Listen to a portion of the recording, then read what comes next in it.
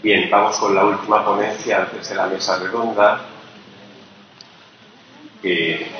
para la cual tenemos con nosotros al profesor Ernest Vidal, catedrático de Filosofía del Derecho de la Universidad de Valencia, que ha conseguido llegar aquí casi de milagro, porque, en fin, la lluvia intensa y torrencial que está cayendo desde hace ya un rato largo en Valencia, pues apenas le ha permitido llegar y viene completamente mojado, ¿no?, de las rodillas hacia abajo.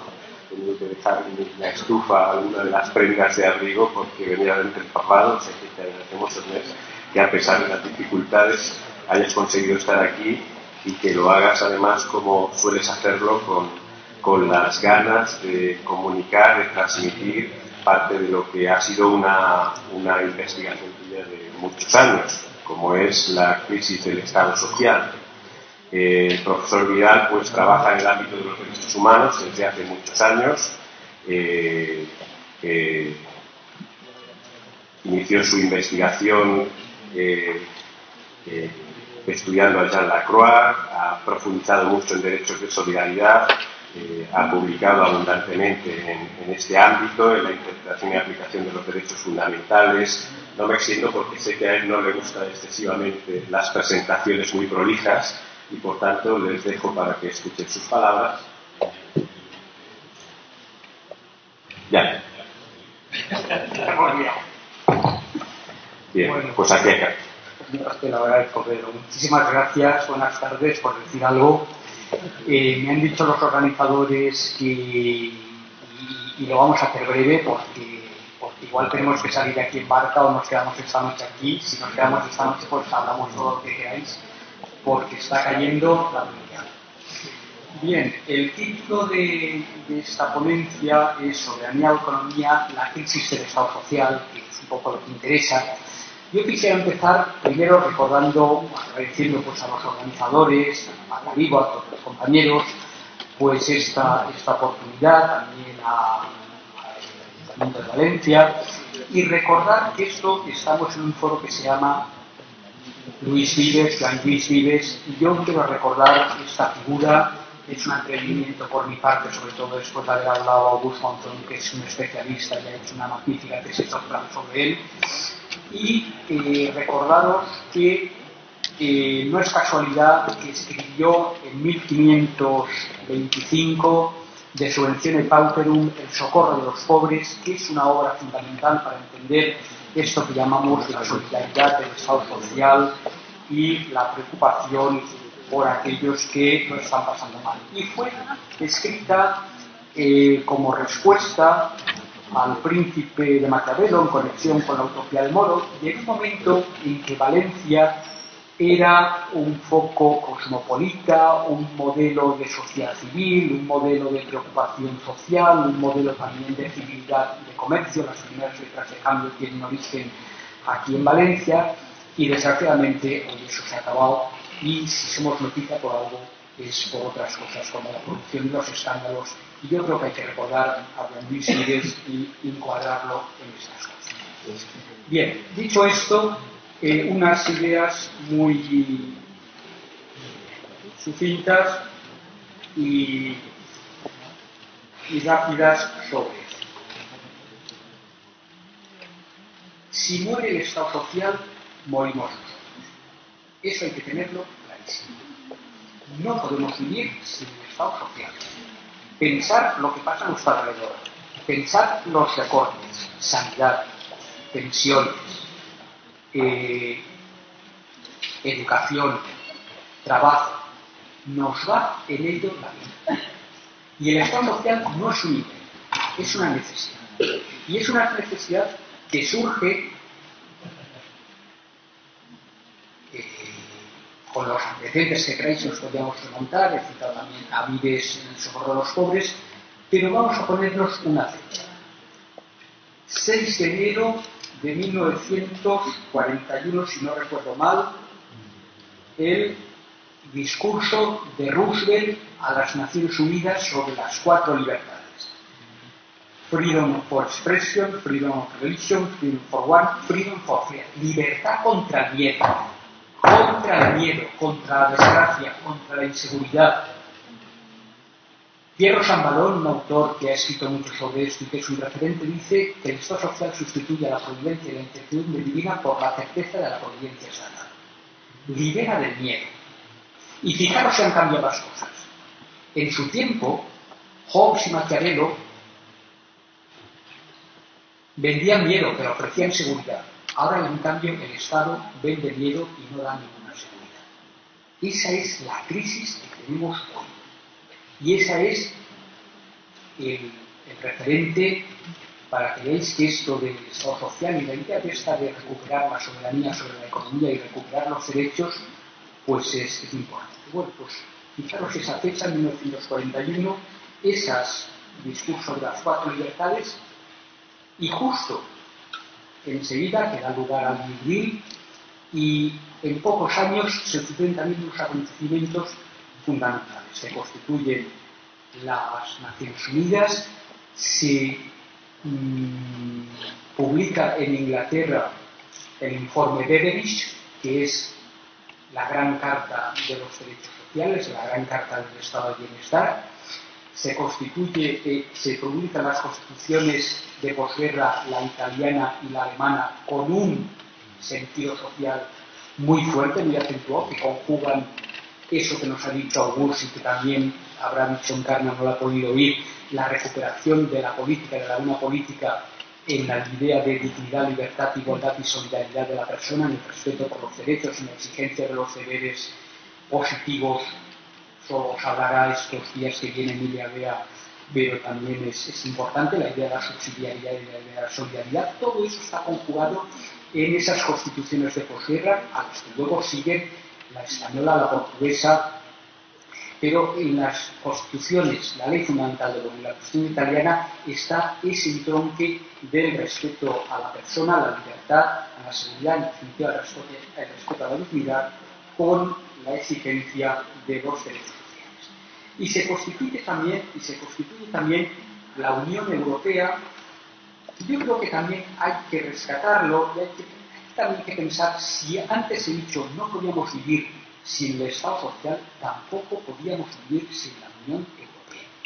Pensar lo que sería este país sin toda la solidaridad que ha recibido de la Unión Europea. Y pensar lo fuerte que es la Unión Europea para resistir a España y a todo lo que está pasando. Pero pensar lo que sería este país sin la Unión Europea. Bueno, pues con todo lo que eso, yo creo que conviene recordar cuáles son las raíces de la Unión Europea y recordar a los padres fundadores, Adenauer, de Gasperi, Monnet y Schuman.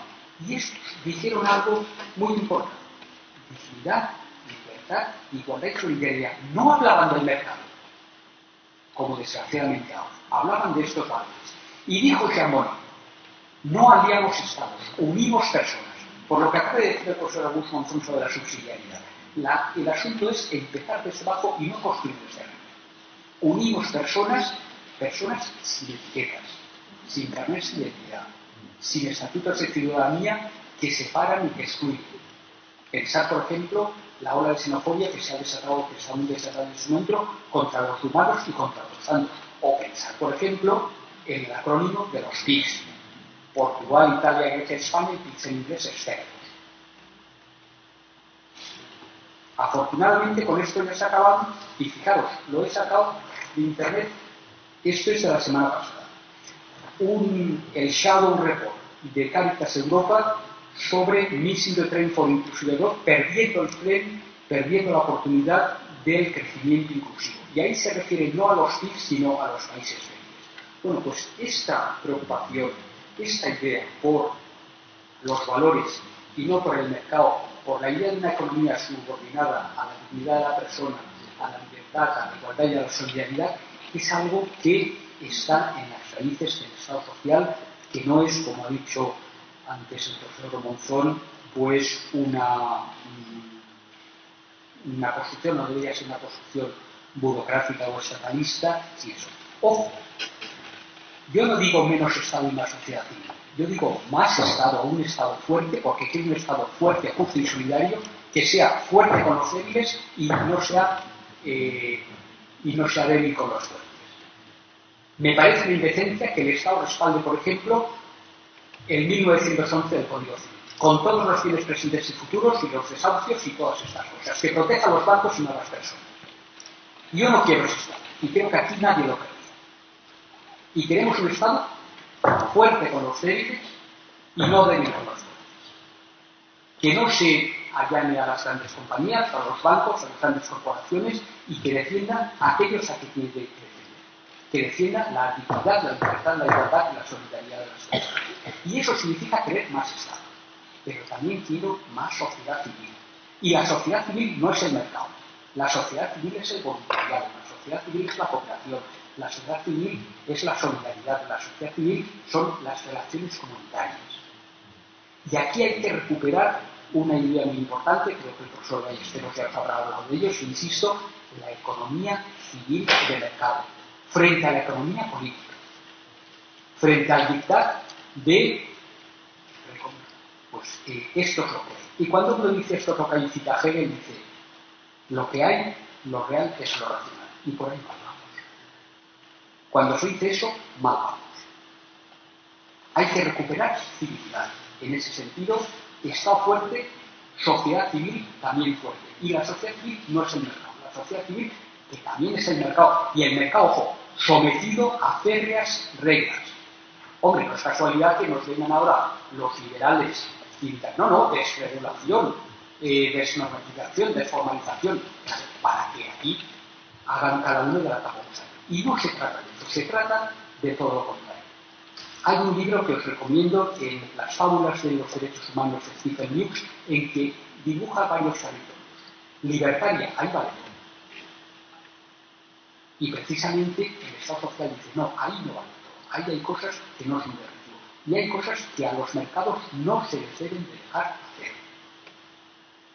Cosas tan fundamentales, por ejemplo, como los desahucios, o cosas tan importantes como la sanidad, las pensiones, la salud, que son bienes básicos y que deberían de estar, dicen Rawls y Working, son bienes, son derechos humanos inviolables e inalienables y no están sujetos al cálculo, al juego ni a la voluntad de las mayorías. Están fuera de eso. ¿Por qué? Porque son bienes tan importantes que sin ellos no podríamos. Y esos son esas ideas que... Por tanto, desde este punto de vista, un Estado fuerte, un Estado de derecho y de derechos, también de deberes positivos. ¿Y qué son los deberes positivos? No son los deberes positivizados. Son esas obligaciones que a todos nos competen, fundamentalmente a los poderes estatales, recuerdo el artículo 3.1 de la Constitución italiana, que se cita del modelo de la Constitución española, cuya función es remover los obstáculos que dificulten la libertad y la igualdad, lograr un orden económico y social justo, deberes positivos de ayuda. Yo, el ejemplo más claro que conozco es la parábola del buen samaritano. ¿Por qué hay que ayudar al que lo pasa mal? ¿Y eso es un deber solo de benevolencia, de compasión o de caridad privada? ¿O es un deber también de los poderes del Estado? Y eso, los derechos sociales son caros y costosos. Y ahí todos nos tenemos que arreglar el orden. Pero claro, mientras exista la corrupción, mientras exista el fraude fiscal, mientras existan pues estas amnistías fiscales que resulta que benefician a los que benefician, pues mal vamos. Mal vamos. Y estos son los deberes positivos. Deberes de socorro, deberes de ayuda. A nivel estructural y no a nivel personal, cada uno decide, pero a nivel estructural. Y para eso a lo mejor hay que subir impuestos, y para eso hay que exigir sacrificios, y para eso, pero a los que más paguen, a los que más capacidad económica tienen, y que haya un sistema tributario justo, y que haya una sociedad que exija estas cosas. Y eso, todo eso quiere decir más Estado. Más sociedad civil. Ya lo he dicho, sociedad civil no es el mercado. Sociedad civil es la sociedad civilizada. Esa sociedad en donde todos nos reconocemos unos a otros sin etiquetas, donde cooperamos, donde establecemos relaciones de gratuidad, de reconocimiento. Fijaros hasta qué punto es importante hoy tener en cuenta dimensiones como la piedad o el perdón. Y no estoy hablando en términos religiosos, que a lo mejor luego también podemos hablar, pero digo en términos políticos y jurídicos. Hace poco hemos hecho unas jornadas magníficas, porque yo, que no he estado implicado directamente puedo decir, sobre la justicia restaurativa. ¿Qué quiere decir esto? El derecho no conoce el perdón. Del cumplimiento de sus obligaciones responderá el deudor con todos sus bienes presentes y futuros. 1911. Esto no nos lo dicen cuando vamos a firmar una hipoteca. Esto se lo callan, porque ya no tienen cogidos. Aquí no podemos vivir como Estados Unidos. Si creemos que Estados Unidos no es un modelo, precisamente, mire, dejo las llaves y me olvido. No, no, usted aquí paga y paga los intereses, las costas, los impuestos, las tasas y todo lo que sea. Y todas las colfadas que con perdón ha hecho y digo que usted no es responsable. Y eso significa esa dimensión, introducir en el derecho esas dimensiones. En la Biblia hay una institución bíblica que es el año sabático. Cada 50 años se obligaba a todos se partía de cero. Así no había ni opresión, ni explotación, ni acumulación de riquezas, ni acumulación de poder. Pues todo eso es lo que hay que intentar reconstruir. Y para eso yo creo que la sociedad civil, el voluntariado, las ONGs, los mecanismos de cooperación a nivel interno y a nivel internacional, pues tienen mucho interés. He hablado también antes la necesidad de sujetar a los mercados y de someter a la economía. El modelo, lo que es la idea en la Unión Europea, la economía social de mercado, es decir, un Estado fuerte que manda sobre los mercados y no los mercados que manden sobre un Estado débil y que con dos movimientos en este momento de ordenador pues desestabilizan pues, las finanzas. Eso se ha de acabar. Y para eso pues, habría que reformar también la Unión Europea muchas cosas, pues, por ejemplo, todo el sistema del Banco Central Europeo. Por cierto, hoy es el 28 de febrero. Hace un año, Draghi, el presidente del Banco Central Europeo, pues hizo unas declaraciones en que dijo que el Estado social hay que construir algo. ¿Y qué es lo nuevo que tiene? El miedo, la inseguridad, la pobreza, la penuria, el quedar pues todos expuestos a esa acción de los demás. Pues todo eso luego si queréis lo reducir y ya acabo con el cuarto punto y porque vamos en esta serie. Por tanto, la idea sería la recuperación de la política en el sentido noble de la política, que sería muy fácil hacer un discurso así. Los políticos son los corruptos, esto está mal, esto es una catástrofe, cualquier tipo fue mejor. Esto ya está dicho. Eros la decadencia occidente y está dicho. Y además está mal dicho, porque ni cualquier tiempo fue pasado fue mejor, ni muchas cosas. Yo creo que en este momento hay un nivel, con toda la que está cayendo, y no solo me refiero a la línea de protección social, que no lo hemos tenido en la vida. Y eso es gracias al informe Beveridge, gracias a la Unión Europea, gracias a estas constituciones, gracias al Estado social. Y gracias también a la política. Yo creo que hay que recuperar la buena política en la dimensión, por si queréis, pues nos podemos remontar hasta Aristóteles, y no la mala política, pues la de la corrupción, la del poder correr el poder, la de que injustifica los medios y todo eso. Eso sería la idea de la recuperación. La idea segunda sería la recuperación de una sociedad civil que se sitúa contra el mercado, contra el individualismo, contra el egoísmo, contra la primacía del yo, contra los trepas, contra aquellos que dicen todo vale, contra esa incultura que nos dice que el esfuerzo, que el estudio, que eso no sirve para nada y que lo que es importante pues es salir en televisión, meterse en la jaula de Gran Hermano y a partir de ahí tener la vida resuelta y vender 3 o 4 fotografías de Estado, darle unas cuantas patadas al balón y la vida resuelta. Contra todo eso hay que situar y recuperar esa idea de la economía social de mercado. Y ya para finalizar, El cuarto sería recordar las raíces de la Unión Europea, en nuestras constituciones, y yo creo que, como lo dijo Maritain, son tres. Primacía de la persona. Y primacía de la persona significa que tenemos dignidad y no precio. Que somos algo sagrado para el otro. La idea esa del homo homini sacra es que no estamos sujetos al mercado, que somos un quién y no un qué, y que de ahí derivan unos derechos que son, no sé si absolutos, porque creo que no, pero son inalienables y son inviolables, y como antes he dicho, no están sujetos al cálculo o al retorno, pues están fuera del mercado. ¿Y cuáles son esos derechos básicos? Pues hombre, la vida como condición de todo derecho, pero la libertad, la igualdad y la soberanía. Y de ahí podríamos hacer una lista que probablemente no nos gustaría mucho ponernos de acuerdo. Primacía de la persona. Segunda idea, sociedad civil.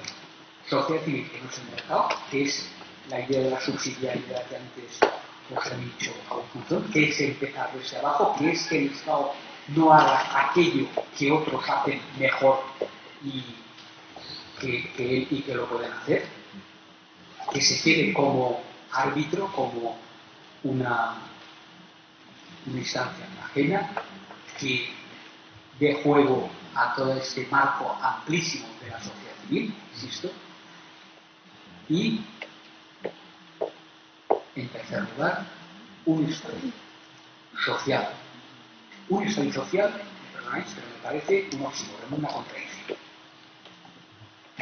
Bueno, por ejemplo, pues cuenta Working que un día alguien vio pasar en un coche de caballos, porque era el siglo XIX, a un juez, no sé si era juez, pero vamos, del Tribunal Supremo de Estados Unidos, y que un ciudadano le dijo: señor juez, haga usted justicia. Y paró el carro el juez y le dijo: esa no es mi función. Hombre, uno de los fines del derecho es la injusticia. No voy a decir que el derecho siempre persigue la injusticia, pero sí que el derecho pierde su razón de ser cuando permite la injusticia extrema. Y nos tendríamos que plantear en este momento si lo que está pasando en la Unión Europea, por no decir ya nuestro país, pensar en el paro, pensar en la economía, pensar en los recortes, pensar en los desahucios, pensar en la corrupción, pensar en el fraude fiscal, no es perder la razón del derecho y de los derechos y la razón del Estado.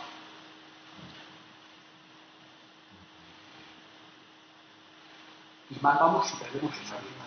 Por tanto, un Estado fuerte, comprometido con esos valores y que pues ayuda a salir de la crisis. Y una ciudadanía, cuesta decir ciudadanía, pero en fin, civilidad casi diría, porque yo creo que la revolución de la universidad no sería mucho eso, pero nos llevaría muy lejos. Digamos, participativa, activa, vigilante y crítica. Una sociedad civil fuerte, una sociedad civil activa. Yo creo que con esas bases pues se podría recuperar pues esa idea de la economía, la soberanía sobre la economía y superar la crisis del Estado social. Bueno, pues con esto yo creo que ya me he extendido más de lo que quería y os agradezco la atención y bueno, pues acabo y pasamos si queréis a preguntas o a la mesa redonda con los demás. Pues muchas gracias.